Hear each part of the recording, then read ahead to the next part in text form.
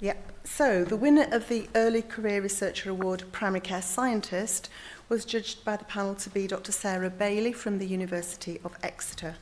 And Sarah's going to talk to us about how to improve cancer diagnosis for people with long-term health conditions. Sarah.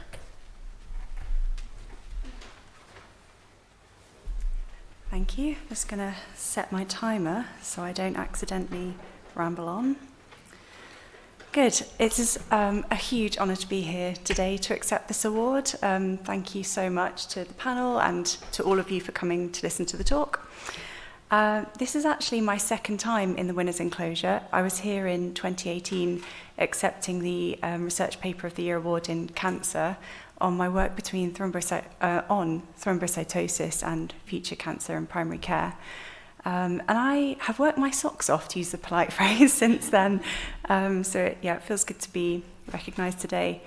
That work we've actually been developing ever since, and in December a new raised platelet pathway will be going live in Devon and Cornwall that will help support GPs in knowing when to act and how to act in their patients with raised platelets. This will be personalised to the age and sex of the patient, which is one of the most common questions I get from clinical audiences. So how are we going to improve cancer diagnosis for patients with chronic health conditions in the coming years? We know that improving cancer stage at diagnosis is a national priority, and the NHS long-term plan specifically says that we will increase early detection or early stage diagnosis to 3/4 by 2028. Increasing chronic health conditions in the population is a challenge to achieving this because we know that multiple or various different conditions affect the chance of cancer developing. It affects how it presents and the symptoms. It affects how patients consider their own symptoms and how GPs might interpret those symptoms. So it's quite a complex area, which I like in a research challenge. So I was awarded an NIHR Advanced Fellowship a couple of years ago to develop some risk assessment tools specific for patients with various chronic health conditions. So we've got COPD, diabetes, hypertension, depression and anxiety, and another one that eludes me at this moment. So we're in the midst of developing the tools right now, and then there's a validation phase. The star is because this is the bit that the award will support, and actually next week I'm going to Utrecht in the Netherlands to meet my collaborator there, where we'll hopefully validate some of the tools in Dutch primary healthcare data.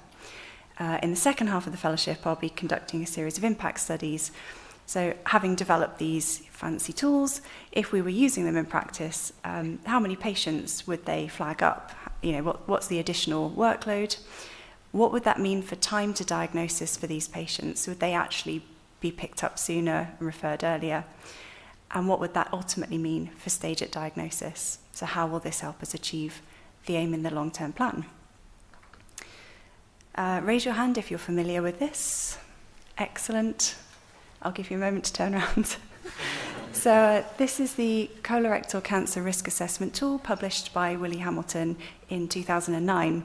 And it's one of a whole raft of studies that Willie's conducted over the past 15 or possibly even 20 years now on the early features of cancer.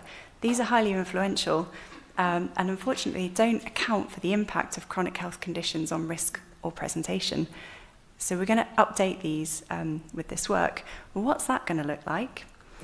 So if I skip on, or skip back slightly, these list the major features of colorectal cancer individually, and then at the sort of intersect of the two symptoms, you have the positive predictive value for that particular combination.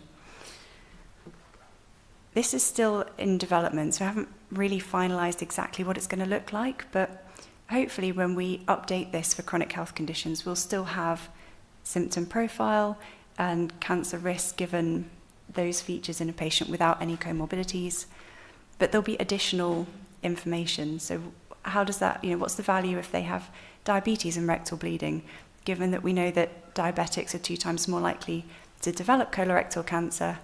And I think the really exciting points in this table will be features where currently there's no or insufficient evidence to recommend a referral at that point.